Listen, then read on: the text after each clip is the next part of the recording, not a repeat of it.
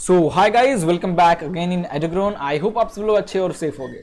तो यार class 9th का साइंस का चैप्टर नंबर 10 ग्रेविटेशन हम कर रहे थे। प्रीवियस कुछ वीडियोस में हमने कुछ इंपॉर्टेंट टॉपिक को डिस्कस कर लिया है। नाउ आज अपन मास और वेट के बीच में डिफरेंसेस देखने वाले हैं, साथ ही साथ उनके रिलेशन देखने वाले हैं विथ स्मॉल जी के एक्सेलरेशन ड्यू टू ग्रेविटी जो है उस पर क्या इनका इफेक्ट होता है। ये सब चीजें अपन देखने वाले हैं आज की वीडियो में, बट कुछ प्रीवियस चीजों भी रिवाइज करते हुए आगे बढ़ेंगे। तो यार लेट नहीं करते, चलते कंप्यूटर स्क्रीन पे आज के सेशन को स्टार्ट करते हैं। बट एक छोटी सी रिक्वेस्ट है, चैनल पे नए हो तो चैनल को सब्सक्राइब, वीडियो को लाइक और शेयर जरूर करना। चलिए शुरू करते हैं।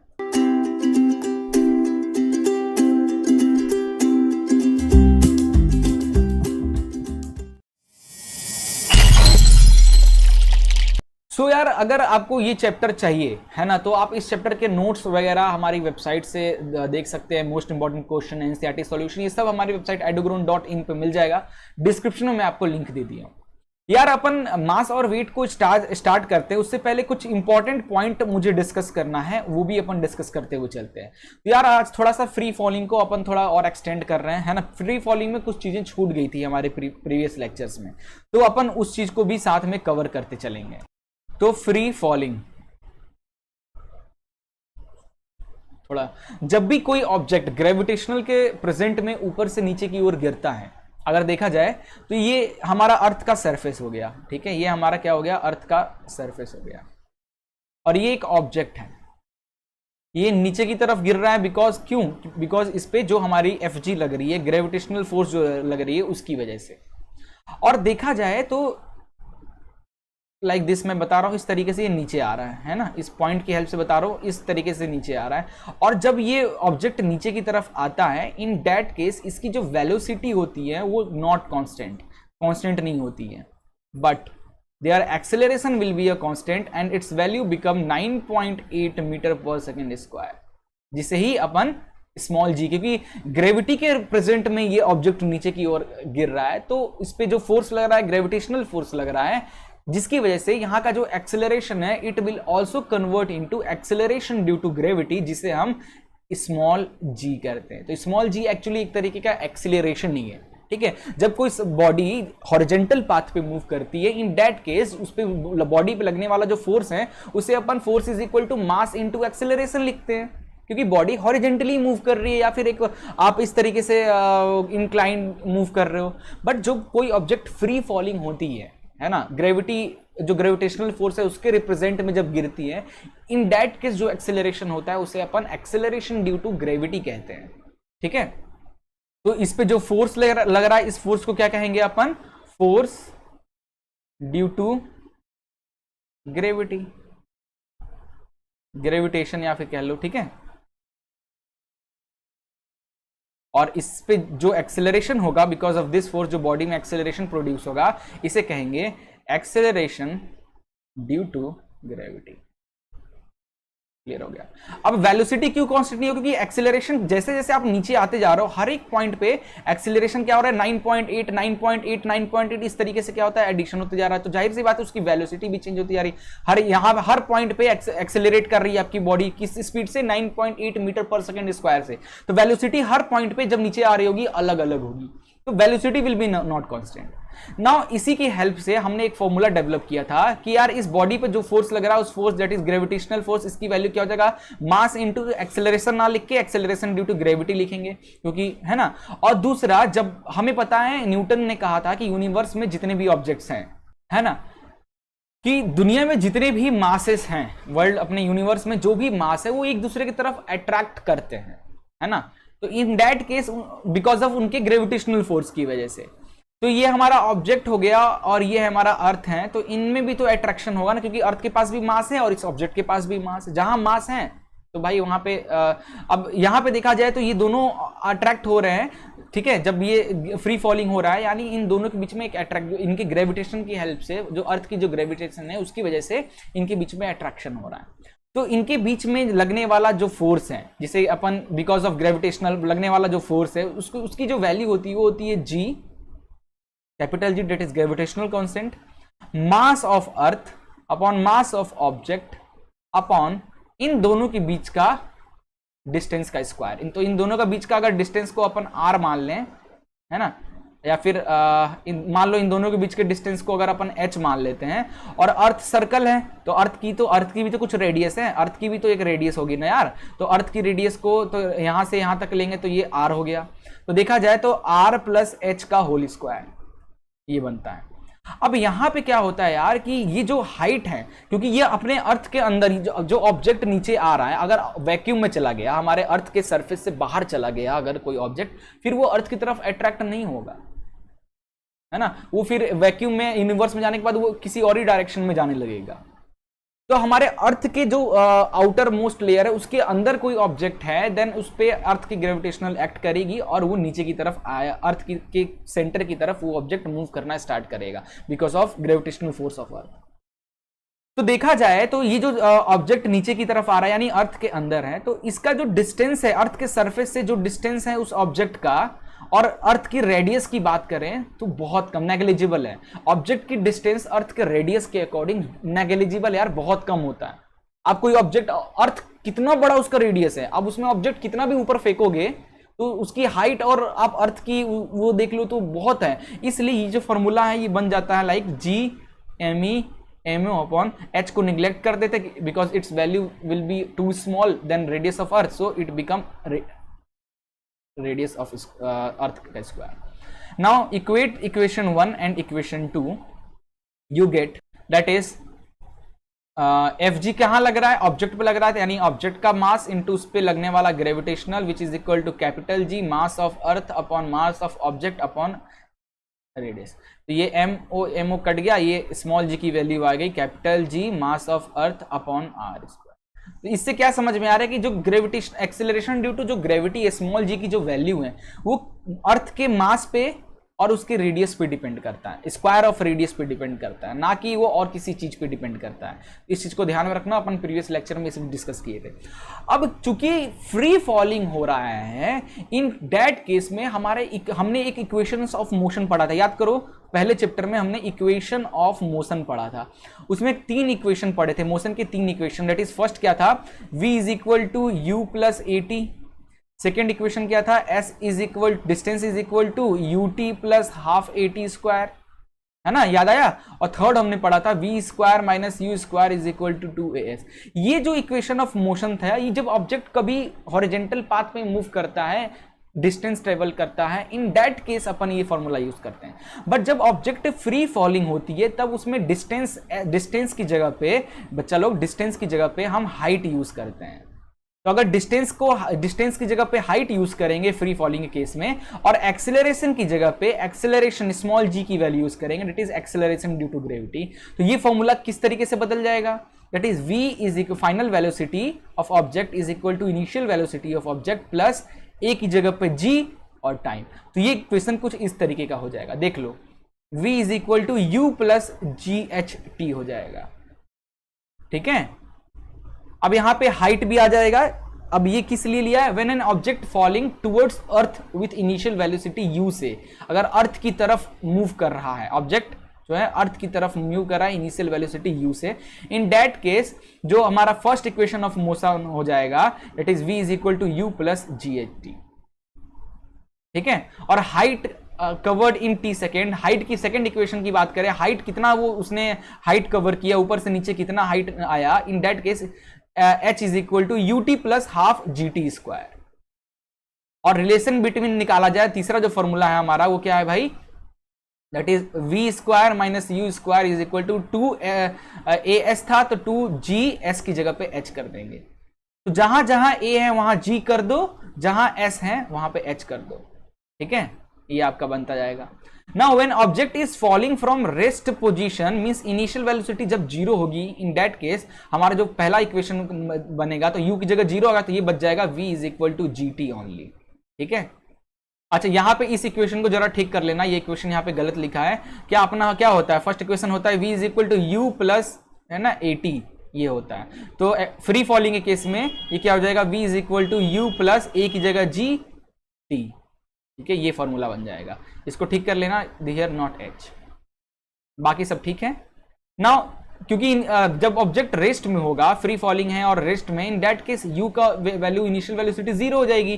तो इनिशियल वेलोसिटी जहां u है वहां पे 0 पुट कर दो, तो जो न्यू फॉर्मूला बनता जाएगा that is v square is equal to 2gh, है ना, h is equal to half gt square, और ये v is equal to gt, ये आपका होता जाएगा। उसी तरीके से when an object is thrown vertically, जब आप ऑब्जेक्ट को ये अर्थ से दूर जा रहे हो, दूर भेज रहे हो, इन दैट केस जो ग्रेविटेशनल की value, acceleration due to gravity की जो वैल्यू है वो -g हो जाएगा, -g हो जाता है इन दैट केस में, है ना। आप टुवर्ड्स द अर्थ जा रहे हो देन +g, अब अर्थ के अपोजिट जा रहे हो, अपोज कर रहे हो उसके फोर्स को, तो -g लेना पड़ेगा, एक्सेलरेशन -g लेना पड़ेगा। क्योंकि क्या होगा कि देखो, अगर आप नीचे की तरफ आ रहे हो तो एक्सेलरेशन आपका ऐड होता जाएगा, क्योंकि आप फोर्स भी तो नीचे लग रहा है, बट फोर्स लग रहा है नीचे और ऑब्जेक्ट को ऊपर फेंक रहे हो, तो जाहिर सी बात है थोड़ा ज्यादा मेहनत लगेगा, तो इसकी वजह से आपकी जो g है उसकी वैल्यू भी माइनस हो जाएगी। इन दैट केस हमारा जो v is equal to u plus at था, तो u माइनस gt हो जाएगा, पहला इक्वेशन। दूसरा हमारा था h is equal to ut, तो ut रखते हैं, अब प्लस gt, तो प्लस gt था, तो यहां पे आ जाएगा माइनस हाफ gt स्क्वायर, क्योंकि g को माइनस में रख दिया। तीसरा इसका v square minus c square is equal to -2gh हो जाएगा, है ना। तो इस तरीके से इन इक्वेशंस को आपको याद रखना है, न्यूमेरिकल आगे आएंगे। फ्री फॉलिंग के केस में इक्वेशन ऑफ मोशन में हम इस तरीके से फॉर्मूला लिखते हैं, बहुत इंपॉर्टेंट कंडीशन है, इसको याद रखना है, ठीक है। चलिए अब स्टार्ट करते हैं मास और वेट का डिफरेंशिएशन वगैरह स्टार्ट। पहले मास को समझते हैं, मास क्या है। The mass of body is the quantity of matter contain in it.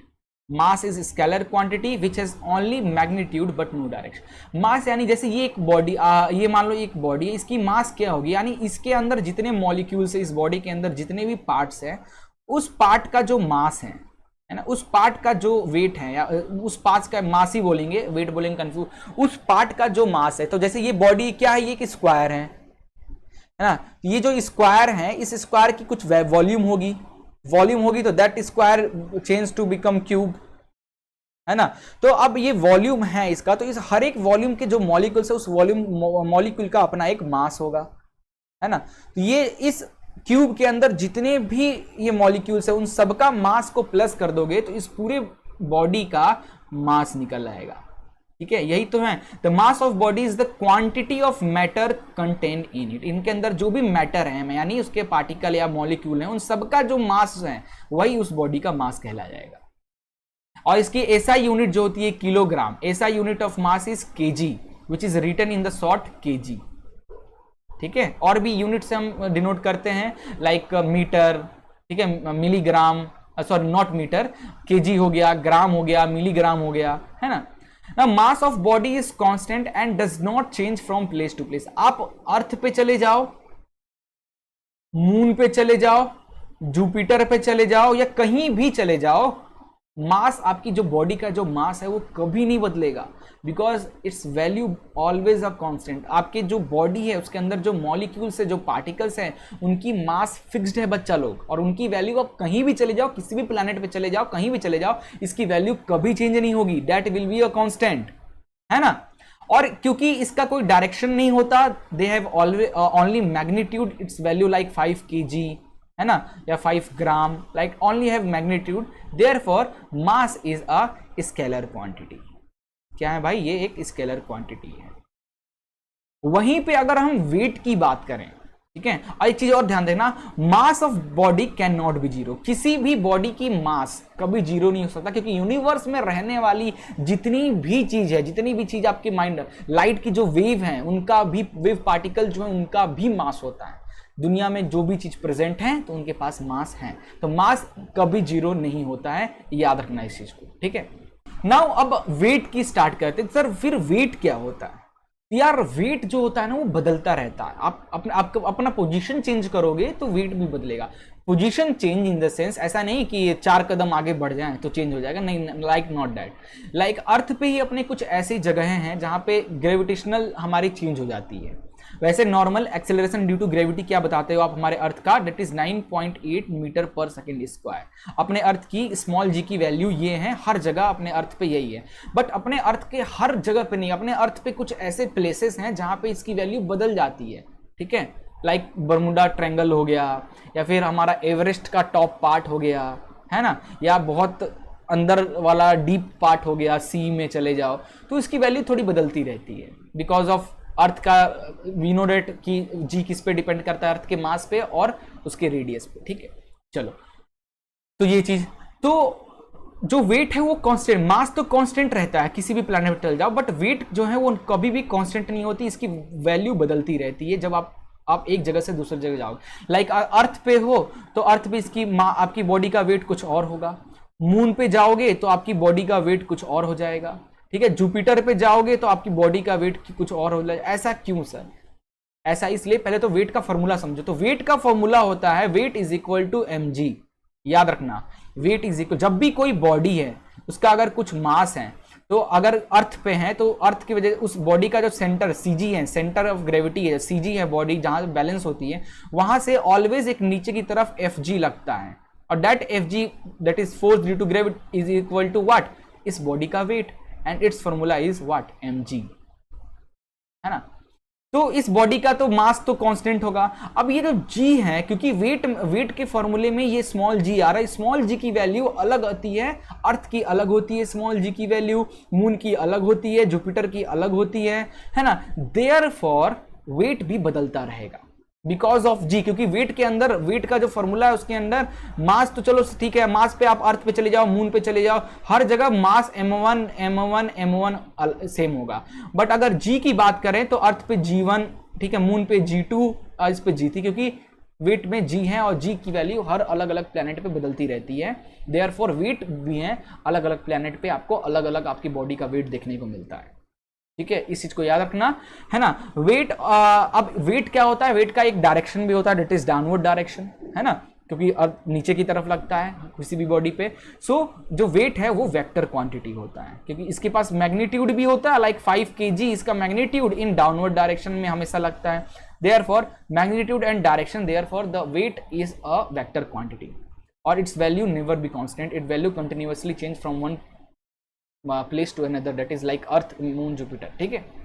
तो यार एक एग्जांपल से इसको, इस चीज को और अच्छे से क्लियर करते हैं, इस चीज को, कॉन्सेप्ट को। तो मान लीजिए आपका बॉडी का मास, नहीं अभी आप बताओ आपका वेट कितना है।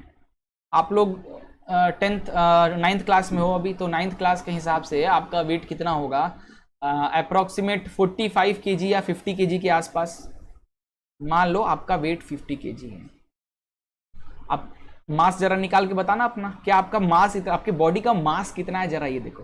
तो वेट का फॉर्मूला होता है mg, मास निकालना है तो मास यहां पे रह जाएगा, ये g इंटू में इधर आके डिवाइड हो जाएगा, तो w/g। आपकी बॉडी का वेट है 50, ठीक है। Acceleration due to gravity, that is क्या होती है वैल्यू अपने अर्थ पे। अब मास कहां पे, हम अर्थ पे सॉरी वेट कहां पे, अर्थ का वेट दिया है, अर्थ पे निकालना है ना, अर्थ का ये दिया हुआ है वेट, ठीक है। तो यहाँ पे 9.8, या फिर आप इसको 9.8 को आप 10 भी लेकर अप्रोक्सीमेट वैल्यू लेके कैलकुलेट कर सकते हो, तो यार 5 kg। तो यार अर्थ पे आपकी बॉडी का मास कितना है, 5 kg, तो अर्थ पे आपकी बॉडी का जो वेट है वो आ गया 50 kg, ठीक है। तो इस तरीके से आप अपने बॉडी का मास निकाल सकते हो, जो भी आपका मास है जी से डिवाइड कर, वेट है, जो भी आपकी बॉडी का जो वेट है उसको जी से डिवाइड कर दो, आपकी बॉडी का ओरिजिनल मास निकल आएगा। इंटरेस्टिंग था ना। अब इसको थोड़ा सा और एक्सपेंड करते हैं कि मान लीजिए आपकी बॉडी का मास है 5। मैं कुछ क्वेश्चन दे रहा हूं, इसको जरा करने की, सॉल्व करना, मतलब सॉल्व करने की कोशिश करना, लाइक दैट। आपकी बॉडी का जो मास है वो 5 kg। नाउ अर्थ का जो जी की वैल्यू मान लेते हैं 10 है metre per second square. Moon पे जो जी की वैल्यू है मान लेते हैं 6 है, नहीं इतना चेंज है, अपन मान लेते हैं 6 मीटर पर सेकेंड स्क्वायर। मैं अपने से क्वेश्चन दे रहा हूँ, ठीक है। जुपिटर पे अगर आप जाते हो तो जुपिटर पे आपकी जी की वैल्यू हो जाती है लाइक 12 मीटर पर सेकेंड, इस तरीके से। तो आपकी वेट जरा बताओ कि अर्थ पे आपका वजन कितना होगा, मून पे कितना होगा और जुपिटर पे कितना होगा। तो weight is equal to mg। तो अर्थ पे जो आपका वेट होगा वो कितना हो जाएगा, मास है 5 और इधर है 10, दैट इज कितना हो गया 50 kg। तो अर्थ पे आपका वजन 50 kg होगा। वहीं मून पे चलें तो मून का जो वेट हो जाएगा दैट इज mg, तो वेट एट मून पे मास है 5, मास तो कांस्टेंट रहेगा हर जगह। जी की वैल्यू यहाँ पे 6 है, तो 6 5 तो 30 kg, है ना। वहीं जुपिटर की बात करें तो वेट जुपिटर पे आपका जो वेट हो जाएगा कि मास तो सेम रहेगा 5 और ये 12, 5 टू 10, 0 क्या 5 से 60 kg। तो जुपिटर पे सबसे ज्यादा आपका वजन बताएगा as compare to earth and moon. ये मैंने अपने से जी की वैल्यू दिया, आप नेट में सर्च कर लेना कि यार इस प्लैनेट की जी की वैल्यू क्या है, इस प्लैनेट की जी की वैल्यू क्या है, उसके अकॉर्डिंग आप अपना कैलकुलेट कर। पहले तो अर्थ के हिसाब से, अर्थ का तो पता ही है जी की वैल्यू 9.8, उससे आप अपने बॉडी का मास निकाल लो, मास निकल जाएगा। देन इंटरनेट पे जाओ, सर्च करो कि मून की एक्सीलरेशन ड्यू टू ग्रेविटी की वैल्यू क्या है, जुपिटर क्या है, ठीक है, वेनस का क्या है, मरकरी की क्या है, उसकी अपने पास मास है, उसकी जी है, आप हर प्लैनेट पे अपना वेट निकाल पाओगे। ट्राई करके जरूर देखना, ये वर्क करो, प्रैक्टिस हो जाएगी आपकी, ठीक है। आगे चलते हैं। नाउ कुछ डिस्टिंग्विश अगर करने को आ जाए मास और वेट के बीच में, जरा सर आप डिस्टिंग्विश करके बताइए, डिफरेंशिएट करके बताइए, तो अपन कैसे कर सकते हैं। देखो एक तरफ मैंने लिखा मास, एक तरफ लिखा मैंने वेट। तो mass of an object can be measured by it inertia, ठीक है, बॉडी के इनर्शिया। अपन इनर्शिया पिछले चैप्टर में बहुत अच्छे से पढ़े थे, नहीं देखे तो जाके देखो। तो mass of an object can be measured by it inertia के अकॉर्डिंग मेजर करते हैं। वहीं वेट की बात करें तो वेट हम मेजर करते हैं मास और उस जगह की जो एक्सेलरेशन ड्यू टू ग्रेविटी है। वेट का फॉर्मूला होता है mg, इसकी हेल्प से। अगला है the total quantity of matter. अगला मास को कैसे रिप्रेजेंट करते हैं कि आपका जो भी बॉडी है उसके अंदर जितने भी मैटर हैं उनका जो मास है वही आपकी बॉडी का मास है। The total quantity of matter contained in an object और a body is called the mass of object. But here what is weight? The gravitational force by which earth attract an object is called weight of body object. अगला mass के लिए बोलते mass of the object remain constant at all place. Mass is always constant, किसी भी जगह पे चलेगा। वहीं weight is not constant because इसकी जी की वैल्यू बदलती रहती है, इसलिए। Measurement of mass is done by using pan और बीम बैलेंस की हेल्प से आप इसको कर सकते हो। बट मेजरमेंट इसको आपकी स्प्रिंग बैलेंस या फिर वेट वाली जो मशीन है उससे कर सकते हो। Mass does not change even value of G zero at any place. तो मास, ठीक है, जी की वैल्यू कुछ भी हो जाए मास कभी चेंज नहीं होगी, है ना। या फिर एक पॉइंट और लिख सकते हो, मास जो है वो स्केलर क्वांटिटी होता है, वेट जो है वो वेक्टर क्वांटिटी होता है। इस तरीके से भी तो कुछ पॉइंट्स है, आप इसको नोट डाउन कर सकते हो, है ना। आगे हैं कि factor affecting value of G. Value G की वैल्यू को कौन कौन से फैक्टर इफेक्ट करते हैं, तो हमने ऑलरेडी डिस्कस कर लिया। जो जी है उसका फॉर्मूला हमारा निकल के आता है capital G, mass of earth and radius of अर्थ का स्क्वायर। तो जो स्मॉल जी है वो डायरेक्टली प्रोपोर्शनल होता है मास ऑफ अर्थ के मास पे या फिर जिस भी प्लैनेट पे उसके मास पे, और स्मॉल जी है वो इनवर्सली प्रोपोर्शनल होता है उस प्लैनेट के स्क्वायर ऑफ रेडियस के, ठीक है।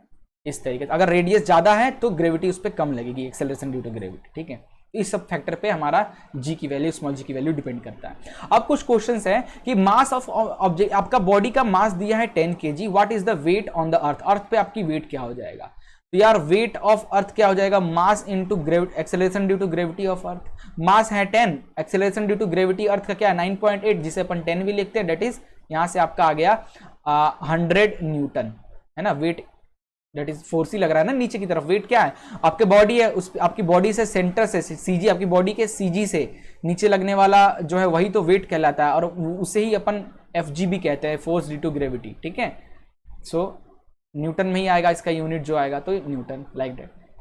अब एक और क्वेश्चन आ सकता है यहाँ पे कि मान लीजिए एक ऑब्जेक्ट है जिसका वेट है 10 Newton, when measured on the surface of earth से मेजर कर रहे हैं, what would be its weight when measured on the surface of moon के सरफेस से अगर हम इसका वेट मेजर करेंगे, इन दैट केस में इनका वेट क्या होगा, है ना। तो जरा एक रिलेशन समझो कि weight of object on moon, ठीक है, मून पे जो वेट होता है, बॉडी का जो वेट मून पे वो 1/6 होता है अर्थ के वेट से। मून पे 1 से मतलब अगर आपका अर्थ पे 60 किलो है, अगर अर्थ पे वेट आपका कितना है 60 kg है, तो मून पे आपका वेट कितना हो जाएगा 60/6 which is equal to 10 kg, है ना। सो यहां पे इस तरीके से, तो यहां पे 10 दिया तो 10/6, अर्थ पे 10 है तो 10/6 करे तो 1.67 न्यूटन होगा, मून के सरफेस से आपका वेट, ठीक है।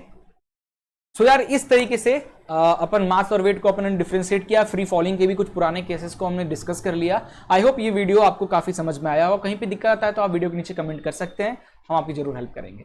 मिलते हैं नेक्स्ट वीडियो में, तब तक के लिए goodbye and take care.